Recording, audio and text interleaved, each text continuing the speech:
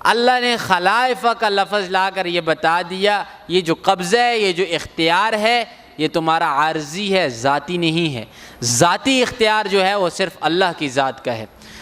فمن کفر فعلیہ کفرہ، پس جو چاہے کفر کرے، فعلیہ کفرہ، اس کے کفر کا وبال اسی کے اوپر ہے۔ اللہ فرماتے ہیں دو راستے میں نے دکھائے ہیں، وَهَدَيْنَاهُ النَّجْدَيْنِ، دو راستے دکھلائے ہیں۔ کون سے؟ ایک دین کا جنت کا راستہ اور ایک کفر کا جہنم کا راستہ۔ اب چاہے جو کفر کرے اور جو چاہے ایمان لائے، پوچھ گچھ ادھر جا کر قیامت میں ہوگی۔ فرمایا وَلَا يَزِيدُ الْكَافِرِينَ، کافروں کے لیے زیادہ نہیں ہوتا کفرہم، وَلَا يَزِيدُ الْكَافِرِينَ كُفْرُهُمْ عِنْدَ رَبِّهِمْ إِلَّا مَقْتًا، کافر جو کفر کرتے ہیں نا ان کے لیے کوئی چیز زیادہ نہیں ہوتی سوائے رب کے غصے کے، رب کا غصہ ہی ان کے اوپر زیادہ ہوتا ہے۔ وَلَا يَزِيدُ الْكَافِرِينَ